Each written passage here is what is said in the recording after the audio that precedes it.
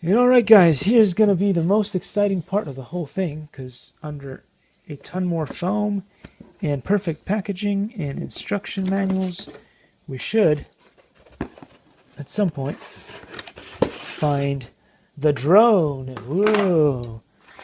Oh wow, this thing is the biggest thing that I've seen so far. Nice. It looks very well constructed. The blades look cool. And we'll have to remove this and see what it's like once you release the beast from the box.